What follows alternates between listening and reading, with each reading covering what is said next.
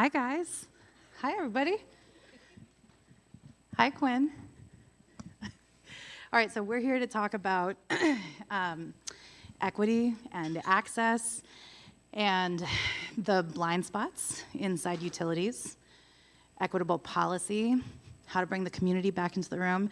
And I'm so excited to be on this panel because these three people are all making enormous change inside the utilities that they work for and with.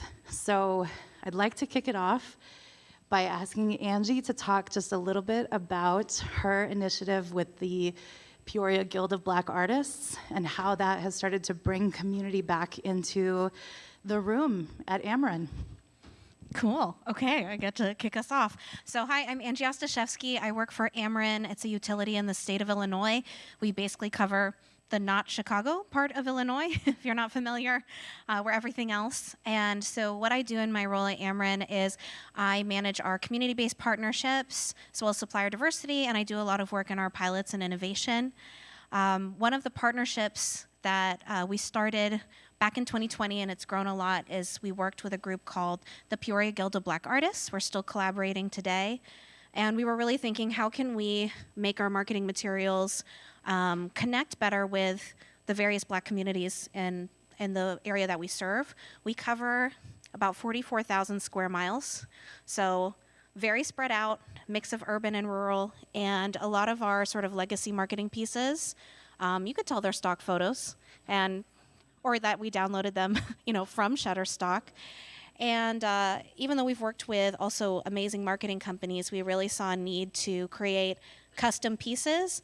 I don't know if you guys have ever tried to find like a stock photo of someone adjusting a smart thermostat. Like, we didn't have any. So the Guild is this collective of Black artists in Central Illinois, and they formed because they were really only being asked to do exhibitions during Black History Month, and the rest of the year was pretty quiet. So they came together. They have all different kinds of disciplines: photography, paint, graphic design, and wanted to sort of amplify their voices. And so working with them has been amazing because you can pull from any artistic medium. And so they started working with us to refine and redo a lot of our marketing materials. We just recently did a billboard campaign with Google, and all of the artwork featured throughout the state was by one of the members of the Guild, of them at home. It was a painting of them with their thermostat. And we credit the artist on every piece of marketing with their name, and that we've worked with the Guild. And people feel that authenticity. They feel that it connects with them, and they like that it's something a little bit different. We've also incorporated a creative placemaking project where they are putting in permanent murals featuring racial justice and sustainability throughout the state of Illinois, and that has been really well received. Beautification projects improve public safety, but they also spark a conversation and are just great to look at. So I could go on and on forever, but it's been a great partnership. That's amazing. And speaking of partnerships, Shaun, you have been leading an initiative that's a significant partnership for Con Edison, NYSERDA, and Wildan called the Clean Energy Academy. Can you talk about that? Yeah, thank you for the question, and Angie, good intro. Shaun, Hoyte, Con Edison. I work for the part of the company that is not New York State. It's actually the city. So opposite from Angie. We serve 10 million people that live in New York City, Westchester County, about the 10th densest urban area in the world. And we have three commodities: electric, steam, and gas. So I've been at Con Ed for a while. We just celebrated our 200th anniversary a week and a half ago. Which is a pretty long time, about 8% of my time spent there in relation to the 200 years of its existence. So 16 years, and really my career span working on the outside as an electrician and working in the energy efficiency space. During my time in energy efficiency, I ran a program for small and medium businesses. And at the time that I took over the program, the majority of our energy savings was primarily from lighting, about 95% of the energy savings, which is fine, it's great, right? It's really easy to install, get the information out. Small business owners don't have time, money, energy to really focus on anything more in depth. But we knew that the political landscape was changing, and we needed to have a more robust set of technologies and solutions so that this market would thrive. In doing so, I identified that there was a gap, along with Willdan Energy Solutions, who is our implementation contractor for the program.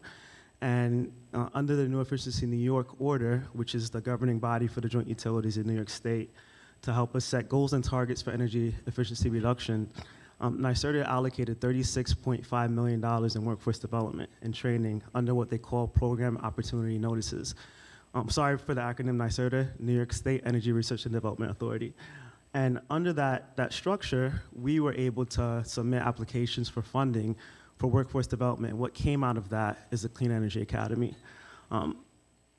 We launched it at the tail end of 2019. The first cohort was trained in 2020, in January. We had the first graduation at my headquarters in February, and then the pandemic, right?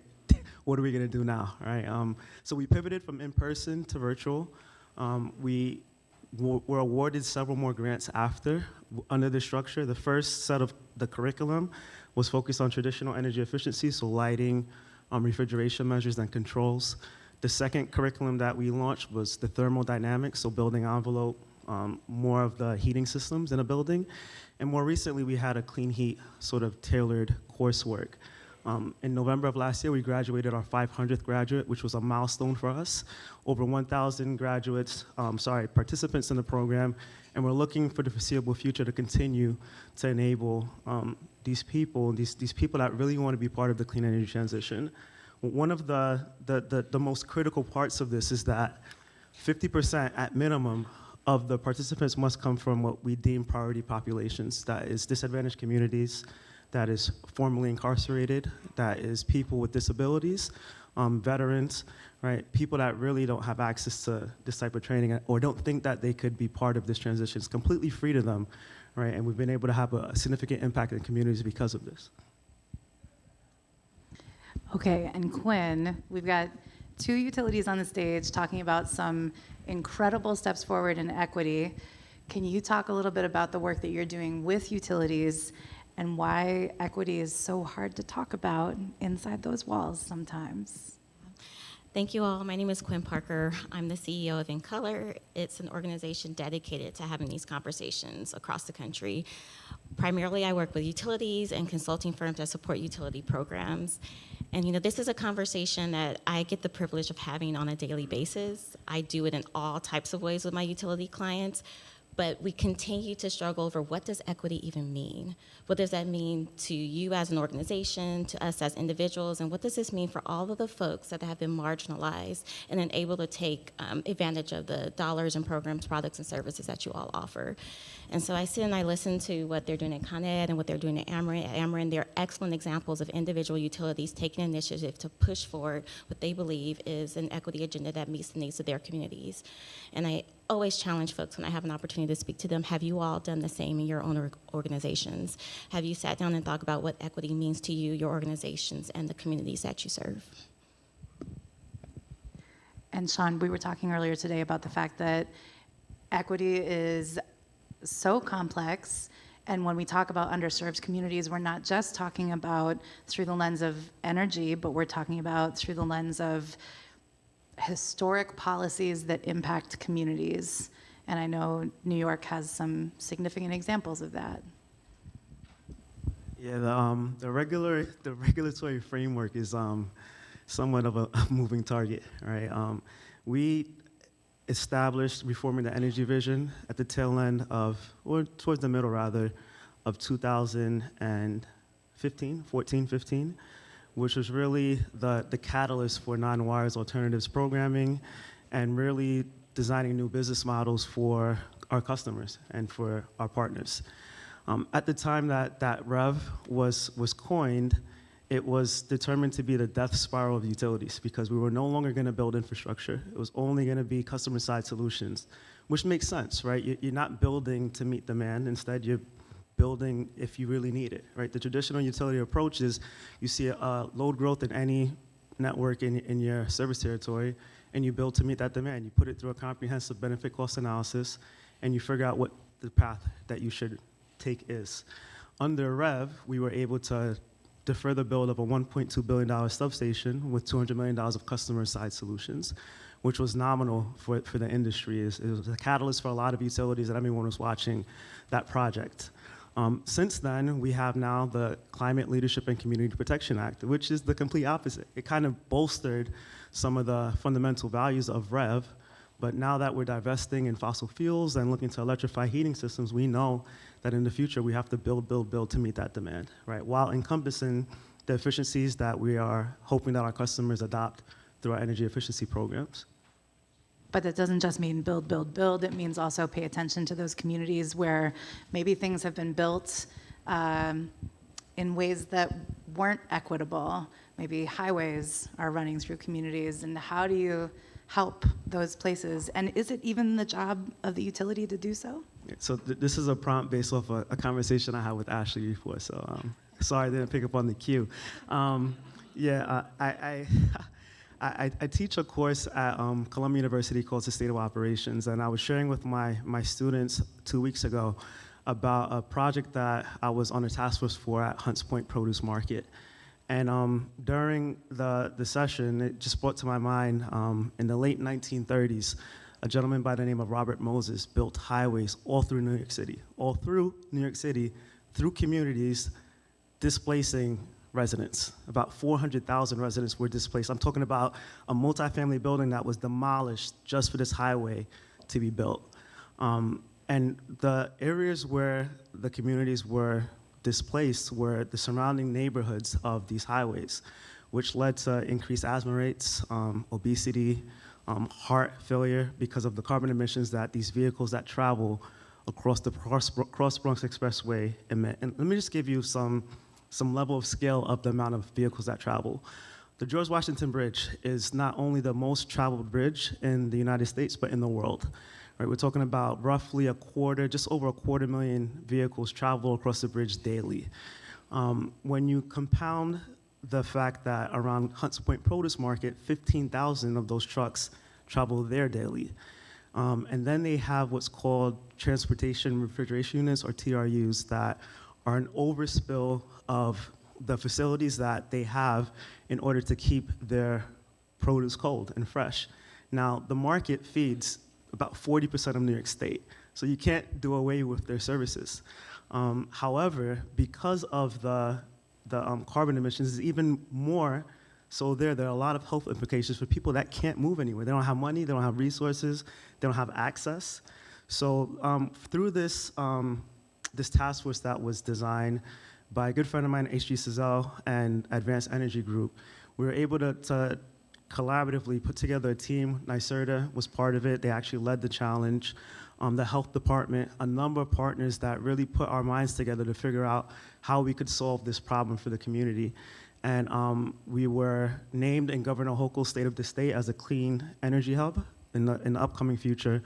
And then recently, Mayor Adams allocated $110 million to the effort as we look to electrify the TRUs on site and provide them with a lot of energy efficiency upgrades to start to reduce some of the impacts that these communities have traditionally just been exposed to purposely, right? So the theme for me this week, as unweird as it may seem, is the unintended consequences. The consequences for Hunts Point was intended. It was intentional, right? And we have to make sure when we're building out our programs, when we're building out our opportunities, that we are intentional as well, and making sure that these communities that have not thrived before are part of our plans. Well, you couldn't have teed that up much nicer for Quinn and Angie to talk about the MDI initiative. And Angie, I'd love for you to kick it off, and Quinn, jump in whenever to talk about how you have been intentionally recruiting small, woman-owned, minority-owned businesses to do more business with Ameren and some of the challenges that we faced along the way. Yes. Also, I'm really glad that you asked a follow-up question because that was so interesting, Shaun. I didn't know a lot of that. So we have changed the regulatory environment in the state of Illinois.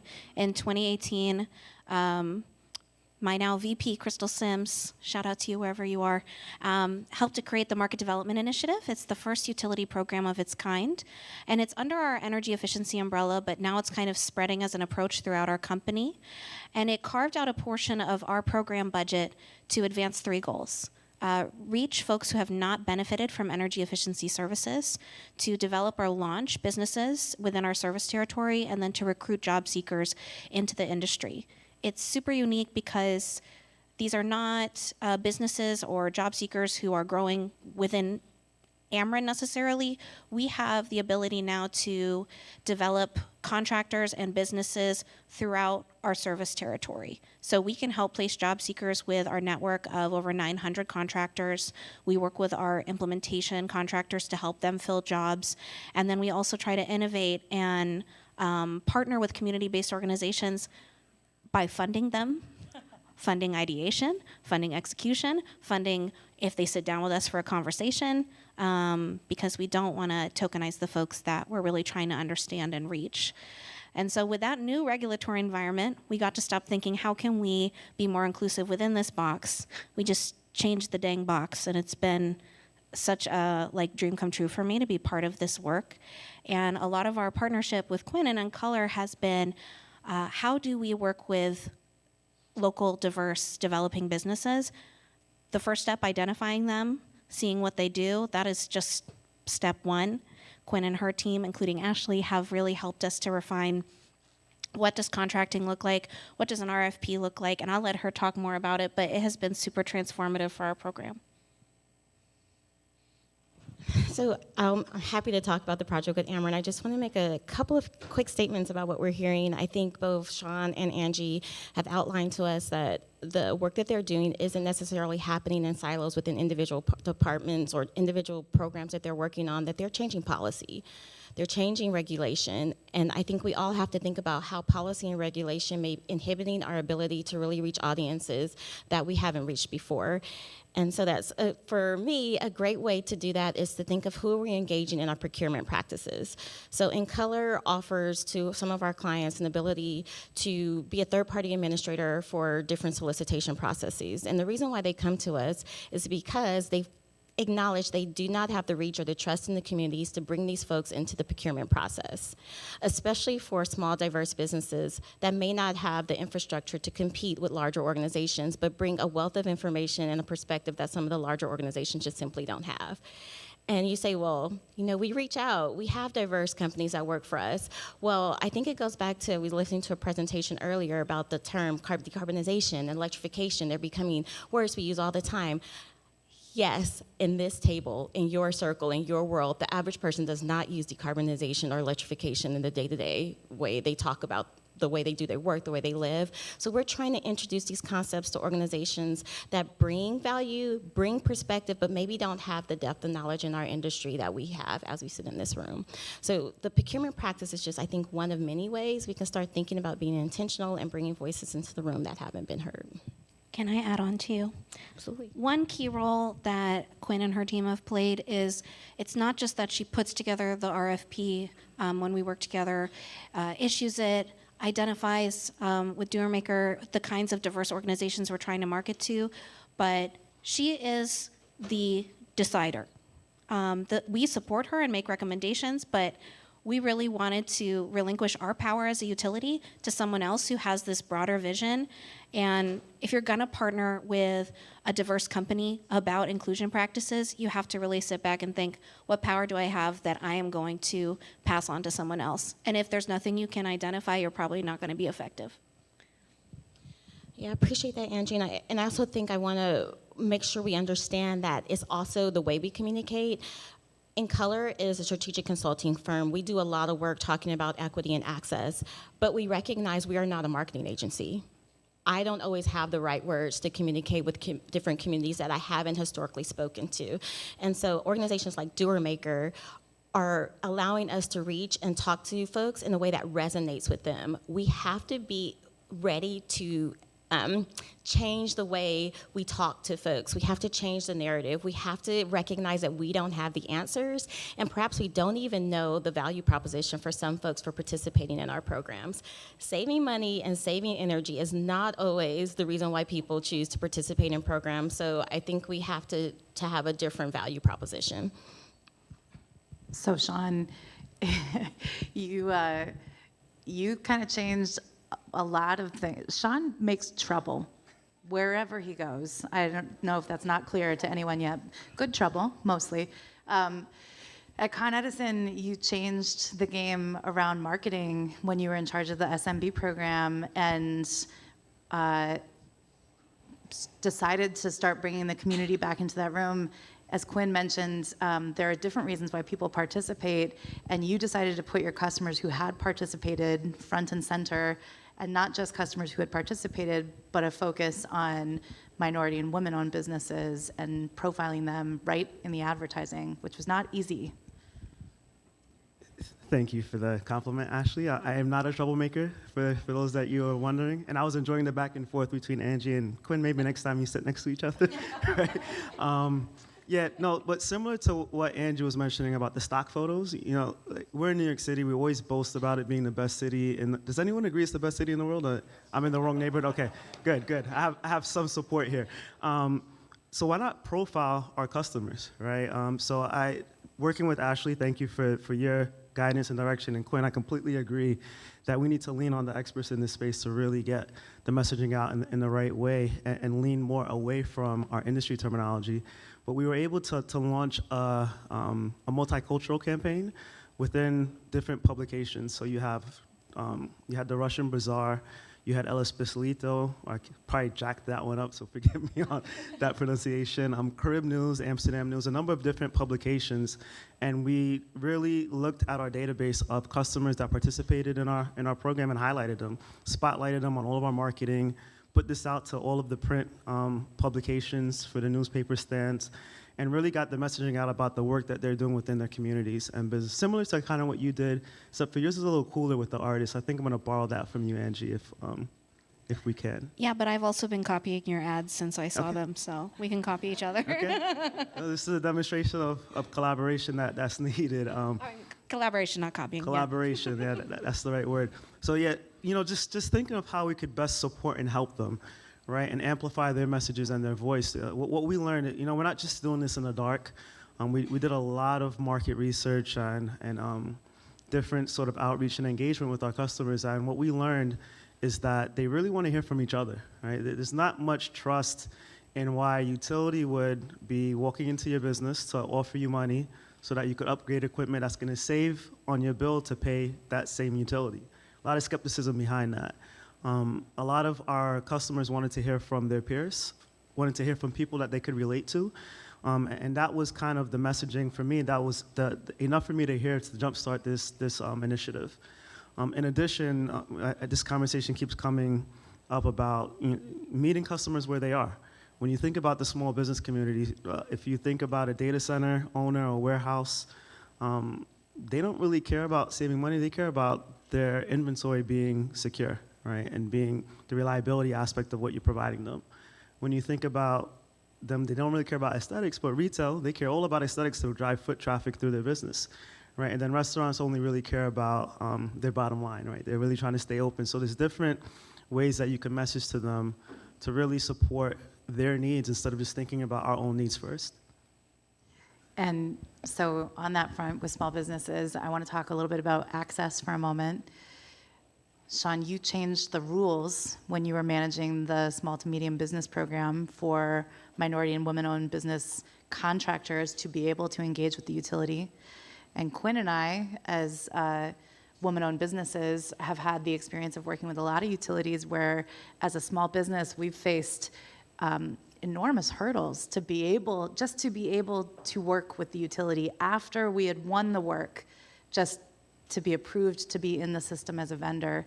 It's something that we tried to solve with Ameren through the MDI process. Shaun, I wonder if you can kick us off, talk a little bit about those MWBEs that you changed for SMB. Yeah, it's just really, when you think about it, just leveling the playing field, right? A lot of our program rules are designed to make sure that our contractors have skin in the game, right? Because you have to, otherwise it's not a good use of our customers' ratepayer money sort of model.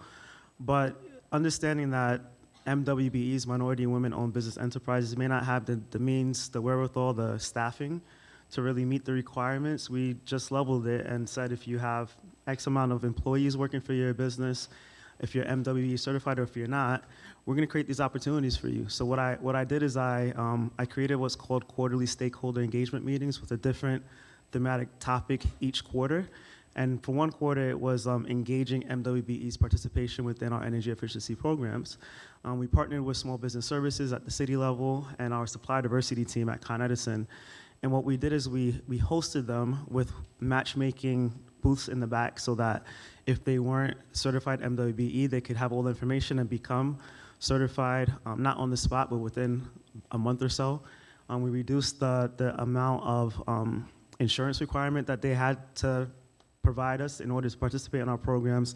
And through the Clean Energy Academy, we're offering them, through NYSERDA, they have wage subsidy bonds that pay employees 40 hours a week up to $20 an hour for 6 months, so that when they learn these new sort of solutions like load calculations for heat pumps, they may not have the capital to hire, but now they do. Right now they have a qualified candidate to hire with some backing with the wage subsidy.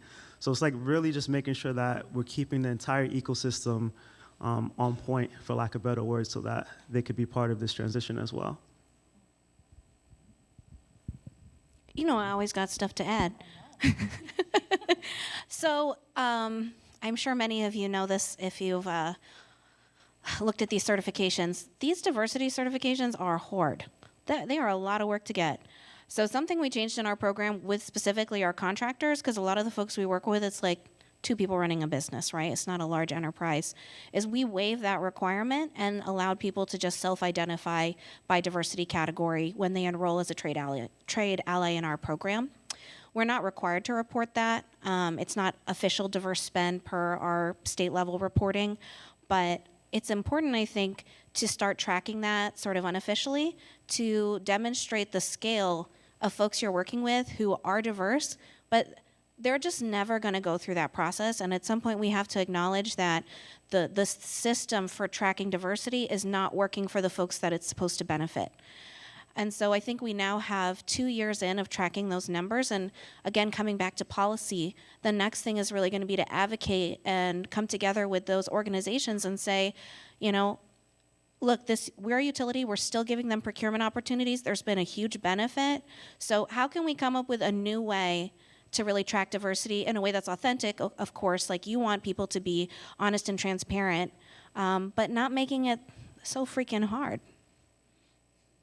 Quinn, I know you have something to say about that. Yes, I always have something to say about supplier diversity, both as organizations that directly contract for utilities or those that are trade allies doing work on behalf of utilities.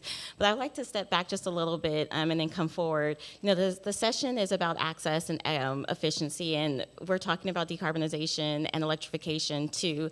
And if we think about access for efficiency, decarbonation, and electrification-focused programs, we ask ourselves, what does that mean? We want to make sure people have the ability to participate. And a strategy that I think many of us think about for access is bringing in diverse contractors into our organizations, or perhaps making sure there's diverse trade allies installing efficiency equipment or electrifying homes. But how are we actually, what are the goals to do this? And you see goals like we want a 30% spend in our portfolios. We want to make sure 30% of the dollars are going to diverse contractors, but yet we continue to put barriers in front of these contractors to be able to get to these dollars, right? You have very, very small businesses, plumbers and electricians and HVAC technicians that are companies of one, and you ask them to go through a very long, complicated certification process so that you can count those dollars that you spend in a report that you're going to provide to some organization. So if we think about what exactly are we doing this for?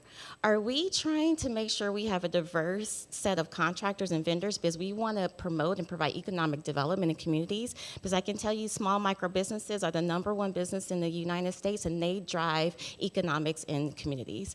Is that the reason why we're doing this? Are we doing this because we know that representation matters, and by having people that represent the community is going to mean we're going to push forward our agenda and our programs? Is that the reason why you're doing this? Or are you doing this to check a box for some organization that's asking you to count the number of dollars that you spend with certain communities? So I think we need to ask ourselves, what exactly is the goal for the diversity that we're seeking in our programs, and then make sure we're removing the barriers to make sure those organizations can actually take part in our programs and our products and solutions. So again, I ask yourselves, what are your goals? What does equity mean to you?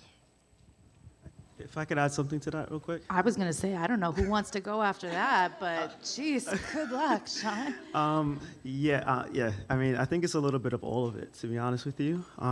When I initiated the stakeholder engagement, the quarterly engagement platform, and the MWBE sort of focal point for one of those quarters, it wasn't generally my idea. It was an attendee from the previous one that came up to me and asked me, what am I doing for veterans? What am I doing for MWBEs? Like, what they needed support with. The 30% spend thing came to me from supply diversity. Again, I didn't have all the answers. I didn't have all the information. I knew why I wanted to help. My parents migrated to the United States and from Barbados, and I'm born in the Bronx in a marginally affordable housing, right, is where I came from. So I was surrounded in this community growing up. And I knew that I always wanted to give back in a way that was meaningful. So when supply diversity came to me with the 30% target and asked me where I was today, I had to do some soul searching, right? I was at 8% of my budget, which was a $30 million budget. It's not nothing, but it wasn't enough. But after implementing that program and continuously engaging that market and removing those barriers, a year and a half later, we hit 29% of a $50 million budget, right, which is a lot more of the funding going out to these small businesses within the communities. And I think it has had a huge impact on them. And then I standardized and the process that I created for all of our programs. So now all the programs have to meet the same requirement. I love that. I got something else to add too. So when you're talking about defining equity, I think you also have to ask yourself who's creating that definition. If like a utility or one company is just creating that definition on their own, it's probably not going to be representative of the community you're trying to reach. So I think about first step in a project. Something we've been working on with my team is whenever you start a new project, do you have an active listening plan? Because if you don't, you're probably going to have to keep redoing or recreating pieces of your project to actually serve or be received positively from the community. So if you budget that time at the start of the project to really ask, what is equity? How are we defining it for this work? And then what's the data we're using? Who is the holder of that data? Data is biased based on the person who's analyzing it, gathering it. So again, if you have one entity or one individual who is collecting or controlling that data, you're probably going to have some bias in the final piece. And so in our program, we work with a group called the Champaign County Regional Planning Commission. They're actually a community action agency that has a team of software developers, which is pretty unique, at least in our area. And they have come up with the definition of equity for our program. They manage different data, particularly census data, to analyze where we should be focusing our programs and our efforts. And it has really given us a lot more credibility with the communities and the stakeholders, because it's never we're saying. It's, okay, I'm going to introduce this person and then I'm going to leave so that they can talk about what they're doing, and it's way more trusted and authentic from the get-go. And they're also brilliant. Like I learned so much from them. All right, I know that the four of us could keep going on this topic for the rest of the day, probably. And Let's do it. Yeah. All right, new agenda, ETS. But I did want to leave just a couple minutes for questions from the audience, if there are any. I don't know where Ricky went to have a microphone for those questions. Does anyone have any questions for these panelists? Please shout, because we can't get down there to you. Okay, this is a question for Shaun. I'm Amy Ashley with Austin Energy. I work on the EV Equity Program. I have a question regarding capturing. Thank you. I have a question regarding capturing the voice of the people. You're talking really from the perspective of small business.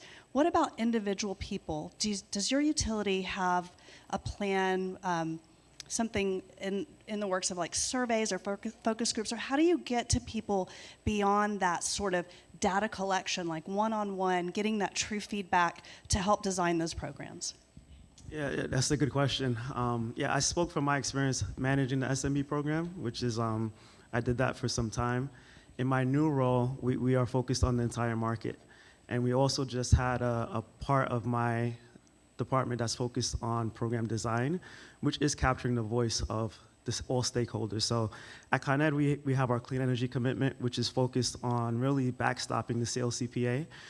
And Pillar 5 of the clean energy commitment is partnering with all stakeholders. And part of that is making sure that the community-based organizations are heard, environmental justice communities are heard, and all of their sort of, all of their concerns are incorporated into our strategy. Right? We're making it an integral part of what we do, and we're publicizing it more and more every day. So we are hosting a lot of focus groups with different market actors. We have roundtable discussions, and we're integrating that in our program design daily. We're looking at the equity as a piece of that we haven't traditionally done that. Something I mentioned earlier in my talk was about the BCA and non-wise alternatives and customer-side solutions. One part that I didn't mention is from that we came out with what's called a BCA handbook. And within that handbook, you have the BCA, you have something that's new that's called a societal cost test analysis. And within that, is saying that if the benefits to society outweigh the traditional approach, it could be more expensive, you can still pursue it. So that has everything to do with the voices of the community, making sure that carbon emissions actually reduce in those areas, that we're not just putting in the traditional approach that has underserved communities that need it the most, and really identifying who those communities are. It's like the definition is something that still hasn't been pinned down. If you look at disadvantaged community, it has to be a certain percentage of X, Y, Z, and almost all communities have that in New York City because it's just so densely populated. But we're working on that actively, and we're making sure that we have the channels open of engagement and that we are incorporating that into all of our programs moving forward.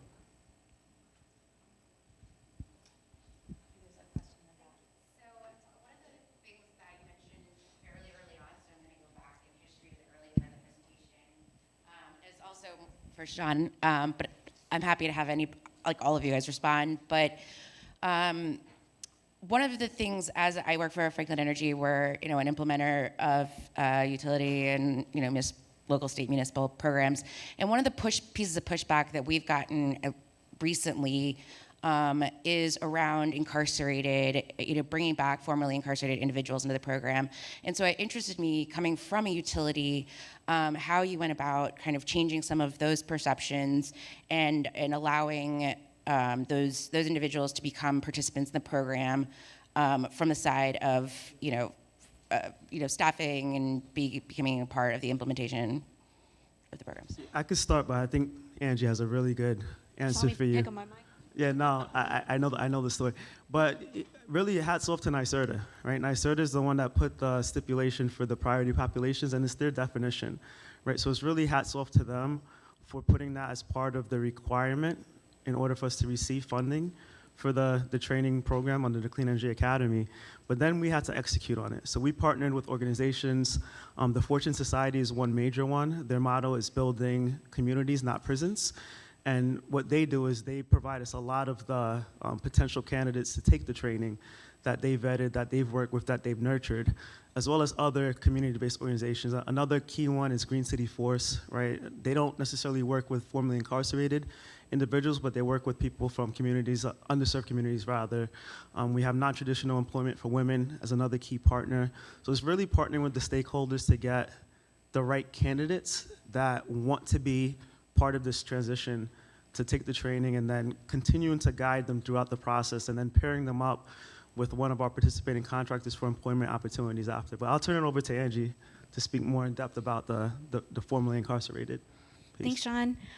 So typically in our program, we refer to people who were previously incarcerated as returning citizens because the challenge at this point is returning and reintegrating into society. So I'm going to use that terminology throughout my answer. We have really been focusing on working with these small contractors and pairing them with returning citizens for employment.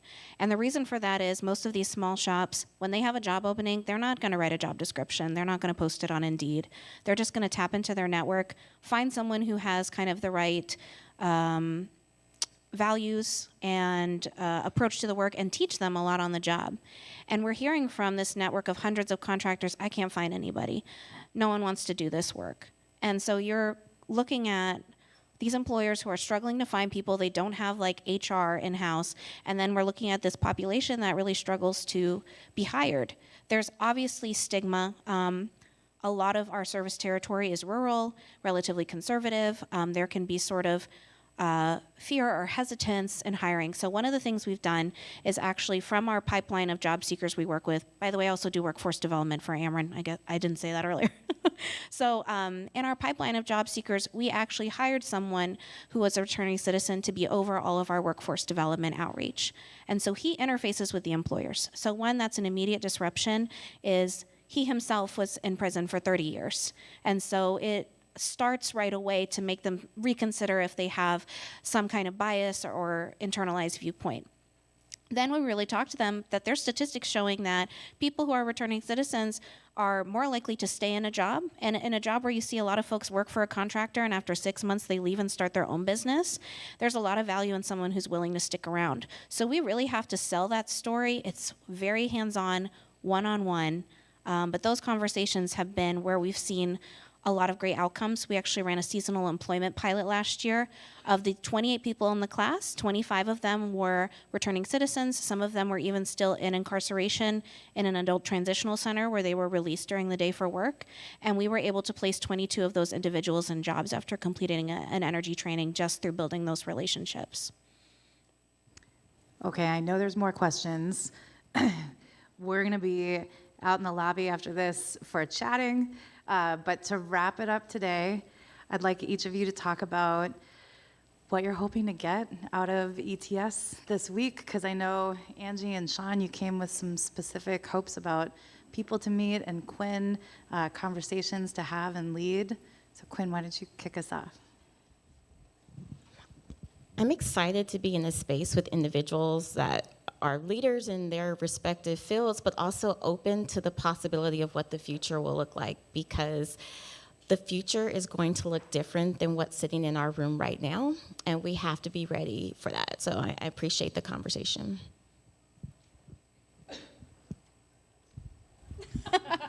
Other than wearing fun outfits, so I do a lot of pilots at Ameren.